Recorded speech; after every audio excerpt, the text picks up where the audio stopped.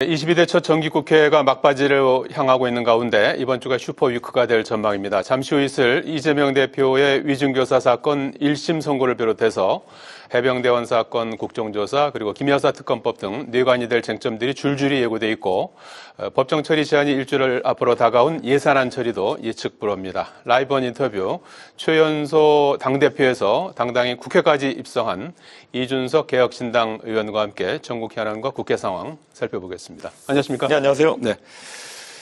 늦게나마 축하드리겠습니다. 예, 감사합니다. 예. 4.10 총선, 22대 총선에서 개혁신당을 이제 창당을 해서 예. 3개의 의석을 이제 확보하셨고, 원내 4당으로 진입을 하셨지 않습니까? 맞습니다. 개인적으로는 이제 화성시 을에서, 거기에 이제 동탄 신도시. 예, 동탄 이신도시입니다. 지역이지 않습니까? 예. 그때 했던 말씀이 기억이 나요, 저는. 그 당시에 사실 초반에 굉장히 예. 어려운 선거였잖아요. 그래서 그렇죠. 예. 막판에 이제 얼마 남겨놓지 않고 죽는 것보다 낙선되는 게 더 싫다. 말씀을 하셔서 네. 굉장히 절박한 그런 심정을 읽을 수 있었는데요. 이제 한 5월 30일부터 임기 시작했으니까 6개월쯤 돼가지 않습니까? 네, 맞습니다. 만족하십니까? 의정 활동은 어떻게? 아무래도 여야가 지금 극한 대치 상황이다 보니까 처음에 기대했던 역할보다는 개혁신당의 역할이 이제 많이 주목받지 못하는 건 사실입니다. 네. 하지만 우리 개혁신당의 의원 3명이 사실 타당의 의원님들과 비교해서 항상 언론 노출도 더 많은 편이고 네. 그렇기 때문에 저는 국민들 기대심이나 이런 것들은 많이 올라와 있다는 생각을 합니다. 예. 그래서 특히 지금 이제 윤석열 정부도 이제 후반기를 향해 가면서 상당한 전환을 이제 필요로 하는 시점이고 오늘 또 판결이 예정돼 있습니다만 예. 이재명 대표의 리더십도 한번 이신이 필요한 상황이기 때문에 예. 저는 이 상황에서 개혁신당의 역할이 갈수록 증대될 것이다 이렇게 봅니다. 예. 기대는 못 미쳤지만 앞으로 기대감이 커질 것이다. 그렇죠. 그리고 사실 의석이나 이런 것들 수보다도 더 네. 중요한 건 얼마나 국민들이 바라는 것을 우리가 표현하느냐 이게 중요하다 생각하기 때문에 앞으로 역할이 있다 봅니다. 지역구 활동을 굉장히 열심히 하신다고 들었어요. 거의 지역에 네. 사시다시피 한다고 그러는데 저희가 이제 국회 방송이나 이렇게 해서 방송을 보면은 국회 활동도 굉장히 열심히 하시더라고요. 그래서 아무래도 제가 이제 상임위가 국회 과방위에 배속돼 있기 때문에요. 그렇죠. 예. 근데 과방위가 또 굉장히 전체 회의도 많이 하고 여러 가지 청문회도 지금까지 많았고요. 예. 그렇기 때문에 의정 활동에 집중할 수밖에 없는 구조이긴 합니다. 하지만 그래도 저를 뽑아주신 동탄 주민들께 또 보답하기 위해 가지고 네. 틈날 때마다 지역 이슈도 챙기고 조금이라도 유치하려고 하고 예. 이렇게 하는데요. 워낙 동탄 주민들의 민도나 아니면 기대치가 높아가지고 예. 제가 분골쇄신해도 이게 부응할 수 있을지 모르겠습니다. 이게. 앞으로 좀 지켜보기로 하고요. 예. 지금 1호 법안으로 내신 법이 이제 반값 선거법 예. 이걸 이제 발의하셨다고 하는데 지금 이제 지역구 의원 같은 경우에는 득표율이 10%면 절반, 15%면 전액인가요? 예, 맞습니다. 국고에서 이제 지원을 해주는데 이거를 5%만 얻어도 절반을 지원해주는 그런 법안이라고 들었어요. 사실상 그런 부분과 함께 더불어서 예. 지금은 선거를 치는 데 있어서 네. 젊은 신진 정치인들이 지역구에 갔을 때 사실상 텃세에 좀 굴할 수밖에 없는 구조입니다. 예. 예를 들어서 우리가 물론 유권자 입장에서 선거 때 선가시기도 하겠지만은 당장 가서 유권자들의 전화번호 DB나 이런 것도 확보하는 것도 거의 불가능에 가깝고요. 예. 그러다 보니까 거기에 이제 소위 브로커라 하는 사람들 아니면 선거업자라고 하는 사람들 붙어가지고 예. 젊은 사람들이 불법과 합법의 경계선 속에서 정치를 시작해야 되는 상황들이 있거든요. 그런 것들을 개선하기 위해 가지고 우리가 선거 공영제라고 있는데 예. 조금 더 이게 더 공영제에 가깝게 갈 수 있도록 하기 위해서 제가 첫 입법을 그걸로 했습니다. 예, 젊은 정치신들이 국회에 진출하기가 좀 더 쉬워지나요? 그렇게 되면? 젊은 정치신인뿐만 아니라 지금까지는 기득권 정치인이 할 수 있던 사람들과 반대되는 위치에서 어렵게 정치했던 분들. 예. 예를 들어 경력 단절 여성이나 이런 분들도 사실 요즘 여성들의 교육 수준이라는 게 굉장히 높은데 예. 나중에 지방 정치나 이런 데는 충분히 뛰어들어가지고 역할을 하는 거에 가능하거든요. 예. 지금은 그렇게 하려고 그러면 아까 말했던 것처럼 예를 들어서 과거의 정치 문화처럼 온 동네 술자리 가가지고 인사를 해야 된다든지 아니면 경조사. 경조사 챙기는 거에 매진하다가 사실 정책 개발하는 걸 하지 못한다든지 이런 걸 막기 위해 가지고 정보의 유통이나 이런 것들은 누구에게나 공평하게 공적인 영역에서 관리할 수 있도록 하는 것이 법안의 목표입니다. 예. 발의를 하셨는데 통과 가능성은 어떻게 예상하십니까? 원래 선거법이나 이런 선거의 룰에 대한 법안들은 여야 의원들의 이해관계가 일치해야지만 개정이 되는 거기 때문에 지금 아마 다음 선거가 있을 때까지 제가 꾸준히 여든 야든 가리지 않고 의원님들을 설득해 나가는 과정이 있을 것이다. 저는 요즘 의원님들이랑 식사하면 항상 설득합니다. 그렇군요. 형님 이게 좋은 겁니다. 이거 해서 젊은 사람들이 정치에 더 많이 들어와야 됩니다. 이런 설득도 하고 하는데요.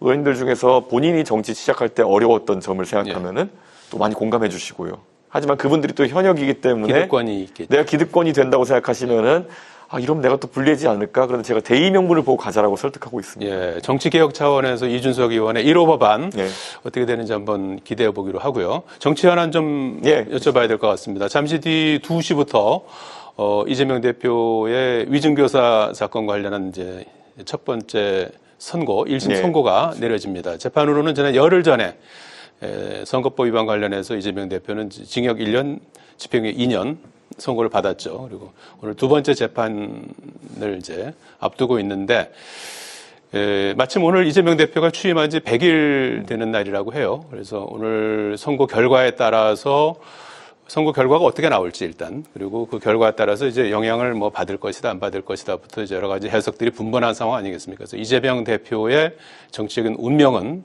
어떻게 달라질 걸로 이렇게 보시는지요? 우선 이재명 대표님이 또 동료 의원이기도 하기 때문에 섣불리 제가 법률가도 아닌 이상 예측을 이렇게 남발하면 안 될 것 같긴 한데요.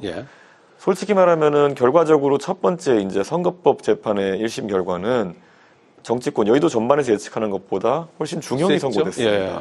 그렇기 때문에 이게 지금까지 민주당이 사실 그 투쟁하는 과정 속에서 뭐 검찰과의 긴장 관계는 잘 알지 않습니까? 그래서 검찰에 대해 가지고 이렇게 지적을 하고 뭐 시위하고 이런 것들이 사법부 입장에서 조금 압박으로 받아들인 것 같습니다. 부주체가 다르지만은 이 잘못된 기소다 이런 식으로 계속 몰아가니까 결국 사법부에도 압력이 들어오는 것 같은 느낌이다 보니 그런 부분이 좀 안 좋게 작용하지 않았나 그런 생각이 들고요. 물론 이제 그 재판도 2심부터는 이재명 대표도 형량을 다투는 것에 좀 더 적극적으로 나서야 될 걸로 보입니다. 그런데 지금 이 위증교사 재판이라고 하는 것도 저는 사실 법리적 방어보다는 오히려 정치적 방어를 민주당이 우선시해왔던 것 같기 때문에 사법부의 시선은 곱지는 않을 것이다. 저는 그런 생각을 하게 돼가지고 저는 좀 민주당이 이제 좀 국회 책임 있는 일원으로서 앞으로 이런 사법적인 리스크를 정치적으로 풀어나가려는 노력은 좀 그만해야 되는 것이 아닌가 그런 이야기를 하고 싶습니다.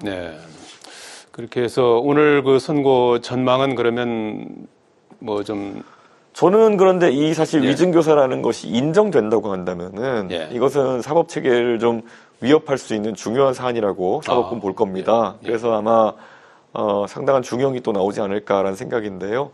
우선 이재명 대표 측에서는 지금 사실관계를 다투고 있지 않습니까? 그리고 유무죄를 다투고 있는 상황이기 때문에 내심 무죄도 기대하고 이렇게 하겠지만은 그 압력이라는 부분, 사실 있는 그대로 말하라는 것이 또 정치적 권력이 있는 분이 얘기하면 다르게 받아들일 수 있다. 뭐 이것도 검찰 측 주장에서는 일리가 있다 보기 때문에 정말 유무죄를 다투는 상황이 될 것 같다. 저는 그런 생각이 듭니다. 그런 이후에 이제 이재명 대표의 정치적인 상황은 어떻게 좀 달라질까요? 어떻게 예상하십니까? 저는 아무래도 물리적으로 이제 대선 지자로서의 위상은 좀 위축되지 않을까 생각을 하게 되고요. 다만 이제 이재명 대표의 지지층이라고 하는 분들은 지금까지 뭐 거의 몇 년간 이재명 대표의 그런 대선 도전을 위해서 똘똘 뭉쳐서 달려온 집단이기 때문에 바로 어떤 상태 전환이 있지는 않을 것이다. 이렇게 해가지고 저는 민주당 내에서 다소 불안한 현상 유지가 일어나지 않을까. 저는 그런 생각을 하게 돼 있습니다. 불안한 현상 유지가 될 것 같다. 표면적으로는 뭐 그냥 또 현행대로 굴러가더라도 말이죠. 그렇죠. 사실 이재명 대표가 지금 본인의 어쨌든 당에 대한 장악력이나 이런 것들을 계속 유지하려고 할 텐데 사실 지금 국민의힘도 지금 최근에 한동훈 대표 리더십 많이 흔들리고 있고 이런 상황 속에서 민주당에서도 지켜보자는 여론이 좀 우세해지지 않을까 그런 생각입니다. 잠시 뒤에 있을 재판 결과 한번 살펴보기로 하고요. 지금 정치권의 또 큰 이슈 중에 하나가 명태균 씨 사건 아니겠습니까? 명태균 게이트 이렇게 이제 불리기도 하고 당시에 뭐 김영선 전 의원 공천과 관련해서 윤석열 대통령 부부의 이제 공천 개입, 선거 개입 의혹으로 이렇게 시작됐던 것이 지금 뭐 다양한 가지로 이렇게 이제 퍼져나가면서 뭐 종잡을 수가 없을 정도로 이게 어디로 향하는 건지 이것도 알 수가 없을 정도로 지금 흘러가고 있는 그런 상황이겠습니까? 그런데 얼마 전에 윤석 의원께서 14일이었나요? 남미 G20 국회의장 회의, 거기 이제 우은식 의장 함께 같이 이제 갔다 들어오시면서 작심 발언을 한 게 한번 크게 논란이 좀 됐었어요. 물론 이제 구체적으로 밝히지 않았지만 결과적으로 이제 포항시장하고 강서구청장 선거에 윤석열 대통령이 개입했다는 의혹을 이제 제기한 거고, 또 하나는 이제 엊그저께 라디오 인터뷰에서 하신 말씀, 윤석열 대통령이 명태균 씨 말은 참 잘 듣는, 다른 사람 말은 잘 안 들어도 그런 취지의 발언을 했거든요. 그래서 그 의도가 무엇일까 이런 궁금증을 낳았어요. 아무래도 처음에 이제 이 사건이 불거졌을 때 나왔던 방향과 다르게 중간에 이제 사실 좀 특이한 사람들이 끼면서 이것을 온통 다른 데로 이제 시선을 분산시키려는 노력들이 진행되어 왔습니다. 그래가지고 특히 그 중에 한 갈래가 제가 그때 당대표를 하고 있었던 이유만으로, 그런 이유 때문에 또 개혁신당이나 저에게 또 그런 화살을 돌리려는 그런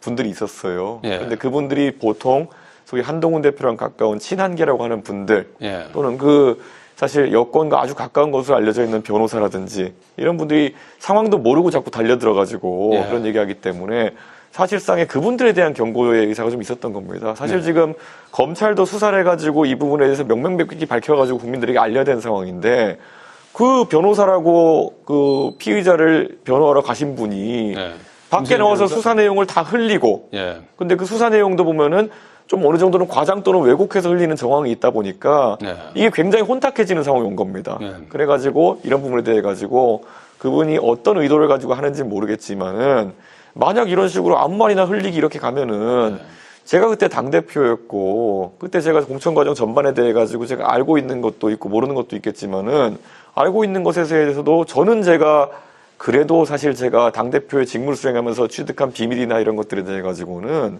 저 공개하지 않는 것이 예의라고 생각해가지고 제가 얼마나 억울한 일을 당해가지고 그 당에 쫓겨났음에도 불구하고 지금까지 함구하고 있었던 건데 오히려 후한무치하게 화살을 저에게 돌린다? 그럼 저도 제 방어를 위해 얘기할 수밖에 없는 거 아니냐. 이런 취지로 이제 이야기하는 것인데요. 저는 그런 아주 후한무치한 시도들에 대해 가지고는 국민들이 이미 알 것이다. 그 변호사 한 분이 지금 이제 해촉된 다음부터 얼마나 이제 대한민국 정치권이 좀 조용해졌습니까? 이 문제에 대해 가지고.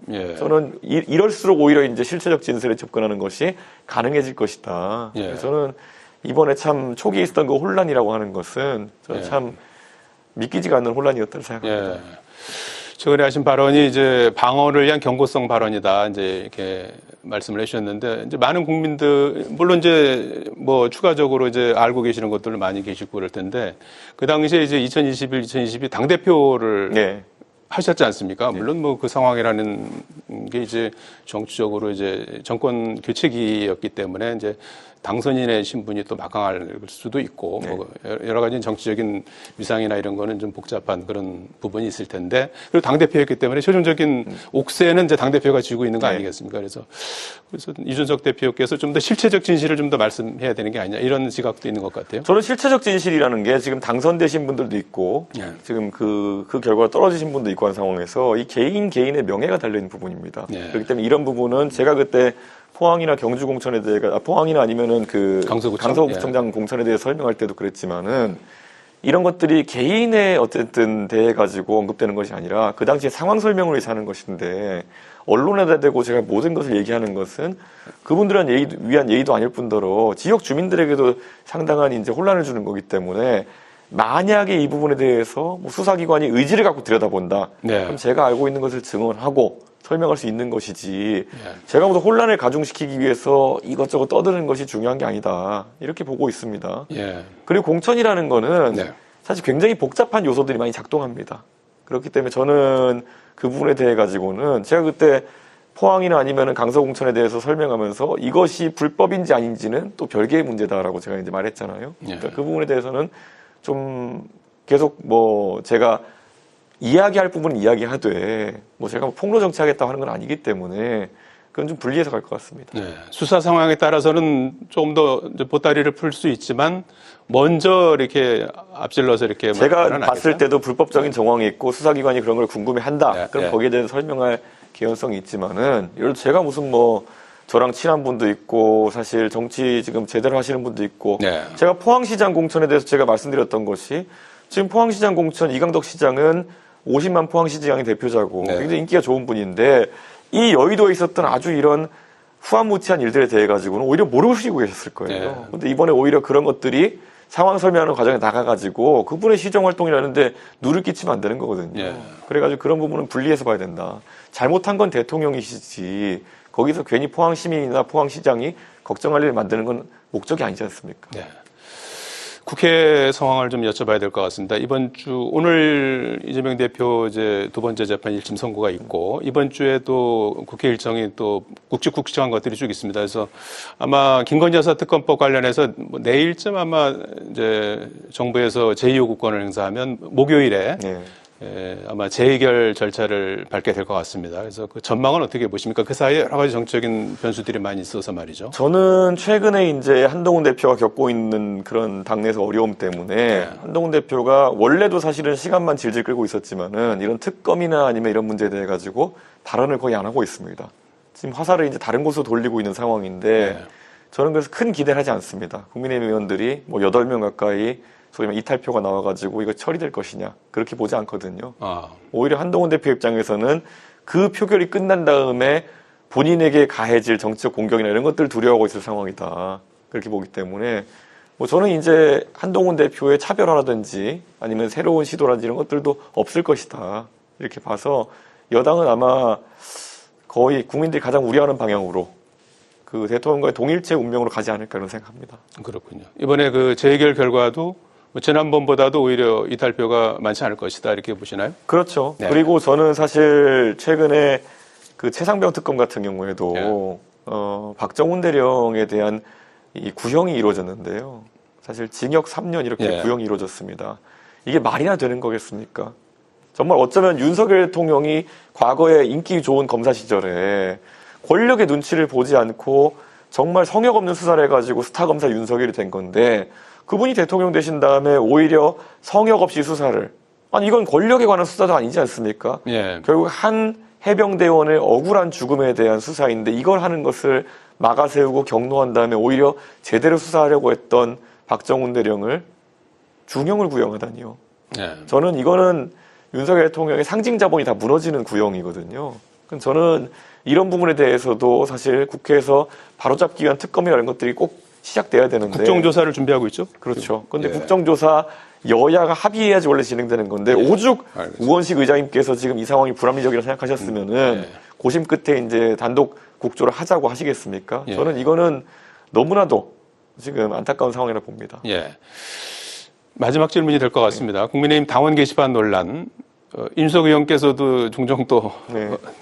참전하고 계시더라고요. 네. 그래서 엊그저께 이제 인터뷰에서 이 문제 뭐 30분이면 해결할 문제인데 왜 이렇게 질질 끄냐 이제 이런 취지로 네. 말씀을 하셨어요. 근데 지금 국민의힘에서 자체 전수조사를 해보니까 뭐 1068건인가가 이제 가족 한동훈 대표를 포함해서 한동훈 동명이인이겠죠. 네. 그래서 그 중에 이제 12건이 심각한데 12건이 한동훈이라는 이름이고 한동훈 대표 본인이 그건 아니다 했고 이제 그래서 나머지 이제 가족들이 이제 썼는지 안 썼는지 이제 그걸 밝히라고 이제 친윤에서는 주장하고 있는 거고 오늘 아침엔 또 회의에서 한바탕 또 설전이 벌어지기도 했습니다. 그래서 이 사안에 대해서는 어떻게 봐야 될까요? 우리가 정치권에서 여론 조작이라는 것을 아주 심각하게 받아들이고 사법부에서도 그걸 심각하게 받아들인 게 아마 드루킹 사건을 계기로 그랬을 겁니다. 그런데 사실 이번 의혹의 그 내용이라고 하는 것은 사실 그런 것에 대해 가지고 굉장히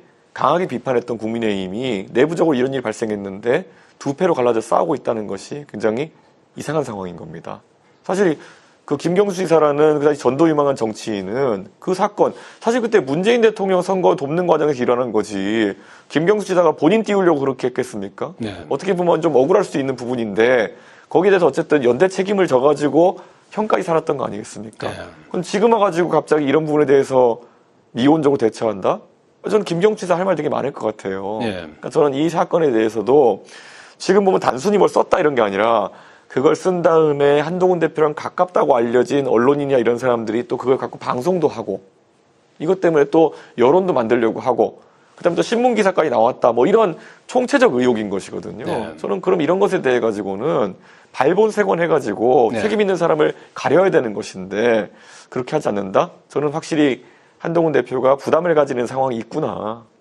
이것이 만약에 진짜 가족이 만약에 그렇게 뜻을 모았다 그러면은 그거대로 국민들이 좀 눈살 찌푸릴 거고요. 예. 만약에 이런 아이디 같은 것이 어떤 소위 업자라고 하는 분한테 넘어가가지고 드루킹 사건과 비슷하게 진행된 것이란다면은 그건 더 큰 문제죠. 그러니까 지금 진퇴양난의 사진에 빠진 게 아닌가 예. 그런 생각이 듭니다. 뭐 한동훈 대표 입장에서는 이 문제가 지금 야당에 여러 큰 이슈들이 있는데 이걸 자꾸 일일이 대응하다 보면 이 이슈가 좀 묻히는 거 아니냐. 또 자중질환에 우리끼리 이제 분란에 빠지는 것이 아니냐. 이런 주장에 대해서는 어떻게 보시는지. 옛날에 그 윤핵관이 당대표 공격할 때 그런 얘기 했던 사람이라면 지금도 그런 말 할 수 있습니다.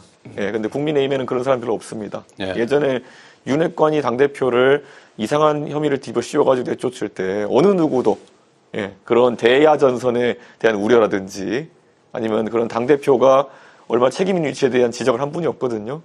지금 와가지고 그분들이 갑자기 깨달음을 얻고 그런 건 아닐 겁니다. 네. 그러니까 한대훈 대표가 아무리 그래도 그 당은 원래 그런 거 신경 안 쓰는 당입니다. 네.